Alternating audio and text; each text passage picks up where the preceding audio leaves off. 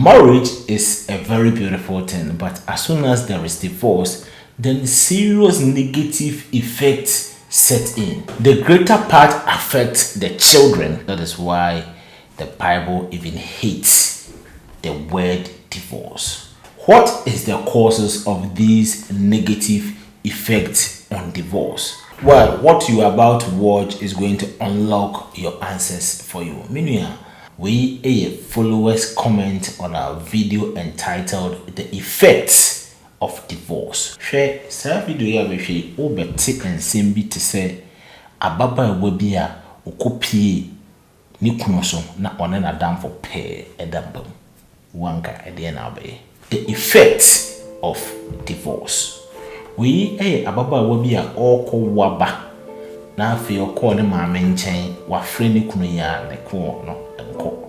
And also oboshi ababehwe se de ato ne kunu oba na obeme ne oba esew we gina asoma ababa we etwa hwe me kire se collapse na eno akire no one na pusuafo eba bejae obema no ehun sunsunso a eba ne so no even say 8 years interval abranti antimi ahwe ne bada Mami fa fun so okofre ni kunu ese omra metua ne ba school fees ya empren ya okoto no fie hu afafun yi adidi mami atem mami ko bone mami amane a ni mami so ka kire ne se for go na police station oh there what you say the Bible engine ne sa we gina so mami e ka kire ne se me be se mabre no efie mo atwimu a mabre why are they? Sa video yi comment na obabetenas eti me show e Nyankopon dim.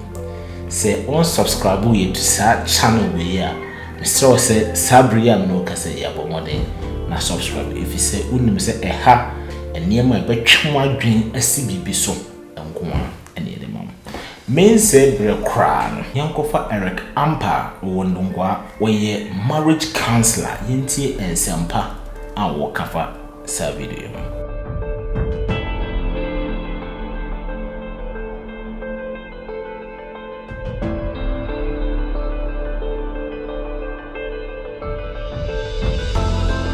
Last week we can say asamba ware ma be ye ho engu aware na de toso mienu aba be hyemu kena ye hu se oba no epepe ne hu ja aware no akofa how de aba abronsam ade a nani enye ho kra ne so be hu se ye wo abusuafo a omtibom na omoye promprom ekoso wonim esanse so hu se abusua bi te na se o ka wo hu bom ma me papa ka bom ma otumi nya adwen pane akoma pa de hwe nkwara no na so tete nkwara so be responsible, they become responsible family members, responsible citizens and responsible nation na eto aso ko wiase afana nyina enunti ena ema obronsam pakwan bia so se obesei abusua na papa nso a oni obeja wale 8 years na umpese obehwa bofra no edika metu be ma bia fo se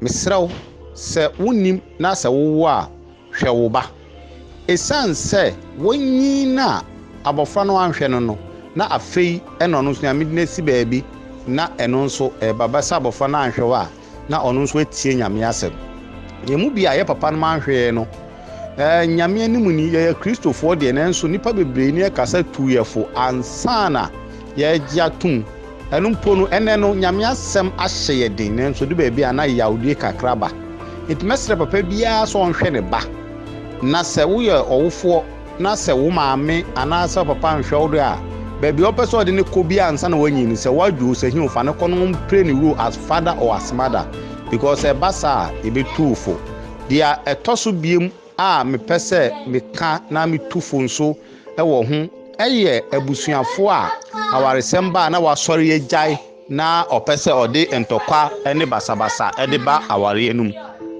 yehu ni se time a oba no ne kunu nya asem no na sanka busuafo no nya botre na nka otu ni fo te say the last me kan no wa anya ne sa nia edi hobiem yen so a aware semba na ye ka se aware we de aware tantan aware boni firi ho no emwa esa se obey wanya botre na otutu mreka no yehu nsonsanso a ede aba abofra no ene maame ne so eno nti mesra awaresam de awarefo pe enom be decide se me ware biem ana me ware biem onwu sa fo obrem ne maame ne wofa ti metu anuanom fo so obi tina ware no de awaresam ba anya no beka chen so nja aware yen ma counselors so obi basa ye tunifo ye hye nkran na ye ja na ama na nkasa so nko make ni decision so be ware biem so nware biem ebinum mutumi ka bia counselor we de kan bibi kire ye se nja emesi da bi won so wa adwen kobo ho mpae na fato nyame anim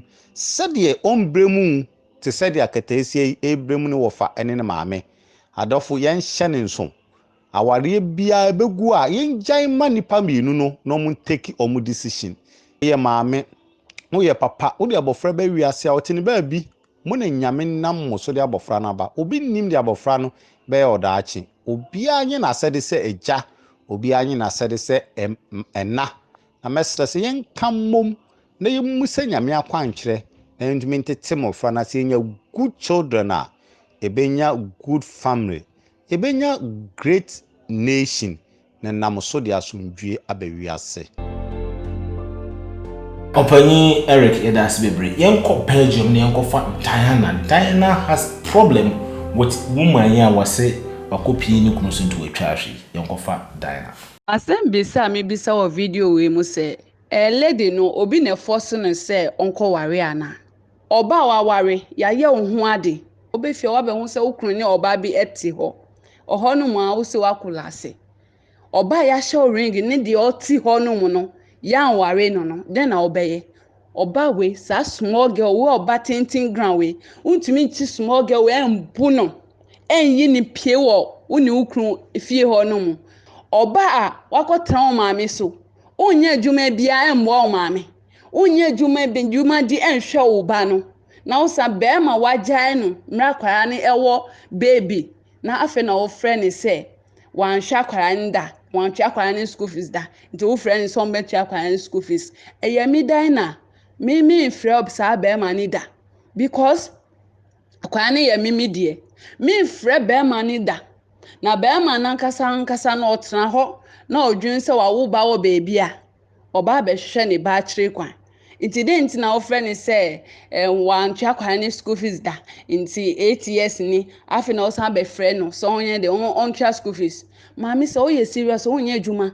enhwe wo ba enu nti u maami mu you like omu pamu because wa na waye de wa na waye because ne maami kra kan say ugo hu sa akwala kitikiti we na watwa ahwe untumi bu no nti lady we anka so oye serious O hweme ya me wogidi ese uyusu MTN momo wo Ghana haidie nanso wo ye no esese wo ye ahwe ye pa abi se enipa bonefo bi so na nkwa bone so bonkrofo kro no a be ma se utibia wo ye behyew de obetumi aye gye wo ho afiri se enipa bonefo ye nsem o pin code no ma ne secret ene obi anhye de toso mi no obi frɛ phone so wo mi ni bibia mesrew frɛ 100 na verify say ampa ese wo mi ni bibisa enye sa twitwa sa wo ni akọ nsem so ma na kra enye sa odo sa usika kakra wapegu ho no de emrade sa no agye nyina afiri nsem hwɛ ho yi efiri sa akonfo yo nsem MTN we deal for you Martin Ghana na ono na asem wo kan se ade bi ebeye bia we should seek the counsel of God na onyankopon ma spirit of discernment ya onye mistake da yankofa Martin Wiase awale ye awale ede awale eye nshira na awale guo ani awale gyae nso de primpi tumi de hawo ne amane ba itumi sade asomdwe suba amanipa enya hoto ema ne kra nanso so sinyame nimu a aye hawo ne amane nko an wo mu sanse obia wona koma so aprede ibia oba na nam oba na so mebema na timegina pa suban bebere na woni pa brabom ase wo ahunu sidi ni pasuni ne ban na brabote a edumre bia bahwe ne ma bi pa ama odaache aye basa yen hwe sidi abusuafo gina egu awale na hwɛ sɛ awale guo nti ama bɛrima ntimi anhwɛ abɔfra. And it doesn't mean says any power you go a just a ba. Na we are saying a woman. As if baby a mammy would drew, never the abusina fade with your mopes or macachero. Tia de bia ye be museurate. Ninyanko ponding it down. Say ye gidi fui dear. You should be seurade. No most only gidi Nikurana, or so penny we didn't answer one in the pabobra, better. Negin was soon great and no Dutch. Se wiase ho anwene wasomdwe ne woda akye ho no kwa beto niema oniema nyina tumi basa afi beduru baabi no behu awie no na afi nka hu se mehune yanka se hwe baabi a wo ye duru busua no so po uja he na ye ana ka tena ho a ka bebo awale de nipa no wo mu no didi watam no oboa da bia wo oboa ene nipa ye wo honam de ne nche se da bia ma honam nwia hye wakono so but wiase de bibisi bia no yemi se urade nti e bae ne mpe hu nimde ne nyansa ye begina ye mpere ye ho wa ne manyina mu ye mpere hu ne manyina mu wan hweye adamfo bi afutuo ni nimde ne nyansa bi no ebe mo ato oda achi ato atwene ye hwe asetene mu ye. Alberta Viala ewo Canada na Alberta ewo problem bi say ya ono okopie ne former husband so pay ase one na downfall pa edampam said the utriti issue no esese uti na mo gidi so bitime so ni bi afi. You see, in life, you as a woman need to respect yourself enough for you to move on if you can't stand a man's character. By so saying, I walked in on my ex-husband with my best friend and I forgave him and still stayed with him. And subsequently it went on and on with different women until he went with a Nigerian and I decided no, enough was enough. This was my cue to walk out. And I did walk out, and for the past 12 years it's been the best decision I made. But when I walked out, I recouped myself and fixed my life. I got a higher education. I started working. I bettered my life. I made sure that my life was much better than what it was when I was with him. And then I gave myself ample of time to heal. But in that process, I was still talking to my current husband, who's my best friend. I've known him for over 25 years. So I was still talking to him. And in the process of healing, after 2 years, I went ahead and got married. When I had a hand job, I had my education, and I had my work that I was doing with my own money. You see, her situation became terrible when she began depending on him. You can't sit in the house and depend on a man you left. Life is going to be miserable for you. Any woman who's with him is going to make life miserable for you. You got to fight yourself and ensure that you're building for that child you brought into this world. You cannot just sit idly and say, "Akurane papa o honti me dey me twa ma akurane papa discover me answer ma hwa akurano." Okay, me ma hwa na 8 years my bre. This is why you gave birth to that child. Work yourself out. Kill yourself for the child. Because say, if you knew you had nowhere to go to, you should have stayed with the man and ignored the things he does. But you listened to your family and left. And from her talk, you could tell that she wouldn't have left, but her family persuaded her to leave. Marriage is about your own self-choice, so it's wrong for you to let others decide for you. In your marriage, don't listen to your mother, your father, your friends, your siblings. No one can make a decision for you when it comes to marriage but yourself, because you are living with a partner. Everyone has a fault. My fault is I talk a lot. My husband has a fault. His fault is he likes to flirt with women. Everybody has a negative side. But when you start dwelling on the positivity of the person, you would realize that your marriage will become so perfect. Don't go looking into things of the man or the woman if you can't stand what you will find. And when you do find it, talk to the partner, talk to the person, question them on why they're doing that. Is there anything you did wrong that made them decide to hurt you in this way? Is there anything you can do to change the situation or fix your life? Don't just sit idly after a divorce and wait for the man to bring you manna from heaven for the children. It doesn't work. Especially if you live in Africa, that doesn't work. If you live abroad, the man is forced to pay child support money and other things. But if you do live in Africa, don't do that. Am I ready? Just get yourself a job, start working hard, and he would regret leaving you. Alberta, thank you very much for your advice. Yanko New Jersey, Asibi ewo Hansana, ono or trade the serious effects at a divorce. Na wasan etufo. Ese as owarini no so ko hauna money, you don't have to rush to your family because there is a reason why you don't have to do that. Let's pick Asibi. Hello, wonderful family. I bring you greetings in the name of the Lord. I've seen the video and I'm very, very inspired by this video, especially as a married man. A lot of lessons to be learned from this video. You know, divorce 95% of the time leads to regrets. Yeah. And the reason why it leads to regret is because at the end of the day, we may not see the effect within the first few days or first few months or even the first couple of years. But with time, eventually you come to realize that the divorce begins to have a toll on you. And you begin to sit down and analyze and begin to tell yourself that had I known, I wouldn't have just rushed straight away into divorce. But maybe by that time, it might be too late. Just like in this lady's case, you realize that the lady whom the man cheated with was the same lady the man was still with after 8 years. But this lady, when she came to meet them just one day, within 1 minute, within a few seconds, that was it. A decision was made and everything.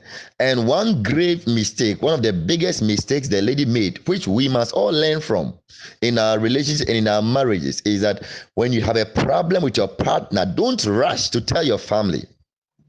Because you see that in the case of this lady, it was her family that propelled her. It's the family of the lady who pushed her to go for the divorce.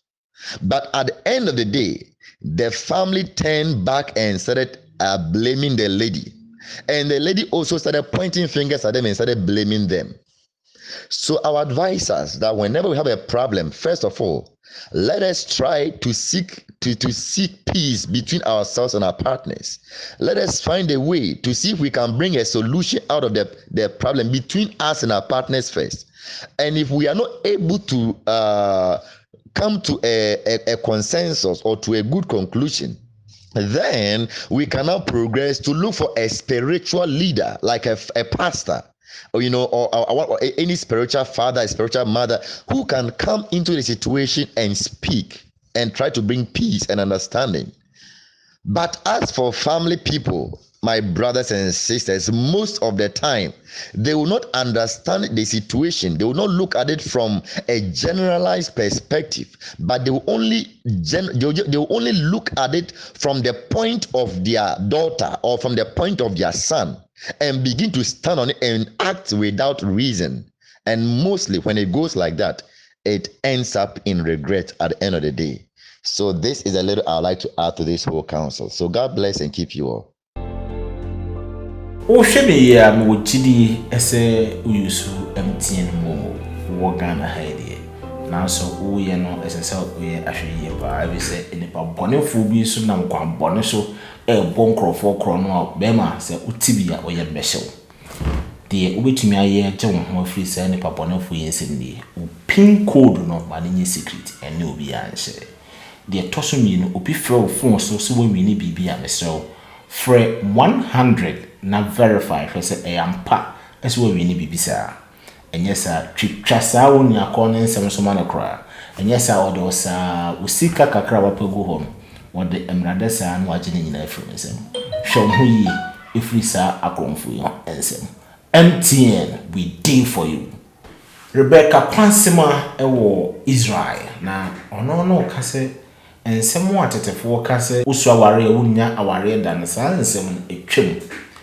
Nemo no say opese uja aware a there are some questions you need to answer yourself. If you are able to get yes for all the answers, then you are free to go.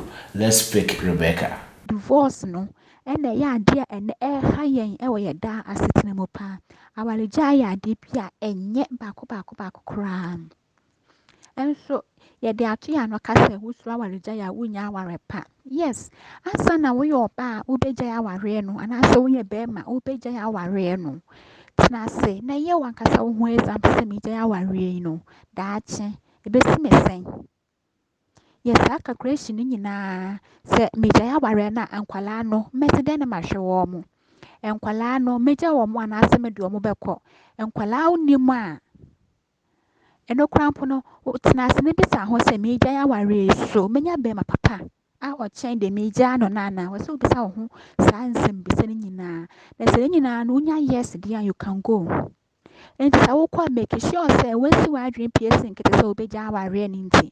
Womfrɛ bɛrima no a wode na agyae no ɛnsa anyɛ me ma me sika ɛna nkwalaa no si school fees ɛna sei ɛna ɔmo aduane asa daabi. Wonya agyae na wabɛyɛ wo ex. Ade a ɛyɛ ex biara nso it is not needed back again. Enti sɛ woyɛ ɔbaa na wosi wo bo sɛ wo kunu yɛ w'adeɛ nyɛ nti wobɛgyae awareɛ a wogyae a ɛmfrɛ ne biom. Madam na agyae awareɛ nso akwalaa baako no ɔntumi nyɛ adwumaden ntumi ɛmfa nhwɛ akwalaa no. Madam no kaa sɛ ɔde akɔfa akwalaa no a onim deɛ ɔde bɛyɛ no because ne maame pɛ a nka ɔbɛtena ho. Ɛyɛ saa na ɛcreate problem bebree ma nkwalaa no. Nti sɛ yɛ a step mother na de nkwalaa no bɛfam na yɛ a na maame no nni hɔ nso ɛyɛ a na ɛyɛ awerɛho. Nti sɛ woyɛ ɔbaatan a ma w'ani nkɔ wo mma ho na ka me mma no nti biribiara ni afa yɛ mpaebɔ na wode yɛ mpaebɔ Nyankopɔn ɛbɛtie wo sufrɛ. Mede obi biara ase. Beatrice Abuaje is in USA, and Beatrice is a victim. She has passed through this problem before. Let us listen to how she was able to manage it, and she has a very good advice for everybody watching. Nyamisha life moral say a share scenario ya na ayɛ sɛ deɛ yɛne mo na te a mo ready yɛn life story no yɛ nyinaa yɛafa mu but ɛyɛ a na yɛ ahomete bebree sɛ mmarima bɛtumi awo na ɔmo ɛbɛka sɛ menhwɛ akwalaa no onyi a ɔbɛba ɛyɛ ade a yɛ ahomete mpaebɔ ne sɛ mmarima bi bɛtumi anya atenka na ɔmo de ahwɛ ɔmo ma mmaa sɛ yɛte awareɛ ase a yɛsrɛ mo wonya asɛm a ntutu mmirika nkɔka nkyerɛ abusuafoɔ hwehwɛ obi a nyamesuro wɔ ne mu bi panimfoɔ bi anaa counsellors bi na ne wɔn nka na wɔn mma mmɛkasa nkyerɛ wo ho kafoɔ na wɔn nsiesie asɛm no wo maame deɛ ɔno na ɔwɔ o nyɛ maamefoɔ nyinaa na ɛbɛtumi awɔ wɔ ti kɔ sɛ kɔ back woyɛ yɛ ano a wɔka wɔ ti wɔ si gya awareɛ no because ne yɛ mo hyehyɛ no meme ware bɛrima na mene ne ti no na menim paa pefee ɛfiri sɛ ɔno no ɔyɛ n'adwene sɛ menyɛ ɔbaa no ɔpɛ sɛ ɔware me enti no na ɔyɛ nea wɔpɛ nanso obi ante da ɛduru biribi a mepɛɛ sɛ meka no meka amanfoɔ gye me nni nanso duru time a wɔrekɔware biem no ɔbaa no a mekaa sɛ ne mpena no a amanfoɔ sɛ bɛboa no sɛ ɔbaa no nɔkɔyɛ ne wedding ɛno nti abusuafoɔ ɛyɛ a na yɛ abotrɛ o meware almost 20 or maybe more than that nanso no obi ante ma no da sɛ meka sɛ bi kunu mpenani nso na menim paa sɛ wowɔ focus wɔ awareɛ no mu a biribiaa bɛrima no bɛyɛ no tɔ da bi wɔ hɔ a ɛmfa wo ho as long as a enye bibia ebetumi ekumo so hu but se wo hwe na se too much dia na so hwehwe emwa meme ni edi mi dem no ya me famu bia no me kama no tumu din na me famu me kura de ne mpanafo no na me no mo ye fine pa so hu nti adofo no mama yemfa video into ye hofu eto phone mako biensa ebia ekwa na maame ne ba bema wanyi cha me ba no wagye phone no akoto wandi adofo enye small situation. I will never encourage anybody say on the ba enkonkoma ne kura en ma ho hwe no. So what ase na wo nkwa si kete krachi na pa adwuma ye na sre nyankopon na mmoa wo na hwe wo ma. Na wunu ya wunim ni a obenya.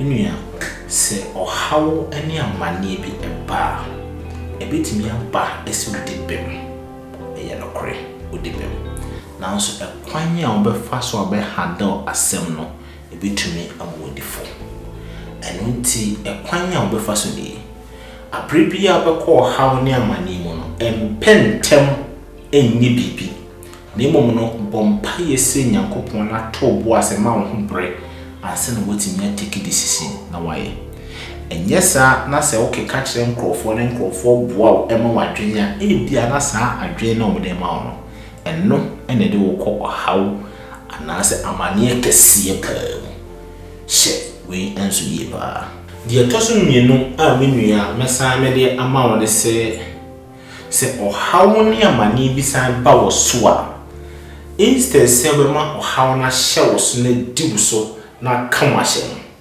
masa ohaw no enhye wunkran na preja adefoforo na fe wa brabon emfiri ba bi e wo no enkote bia papa no ami sense suma bi se okọ ohaw ne amane mu a instead se asem ne bebubu na moaye mre no hwehwe advantage a wo sa ade ni hwehwe enema pa wo sa problem ni mu a wo betumi aye na mo wadwen koso na ja ho adwuma na me hye obo se onyankopon ebe chinji wa brabo wo sa situation mami onya adwuma ena wakokotena ne maame so me chidie kire me se okọ ne maame ho no enka wajire ne ho ye adwuma den a enko nyankopon be hwe ne ba na wo hwe ne sunti ehyira ne nsa no adwuma ama ne kunu na wogya no ahunu ne daache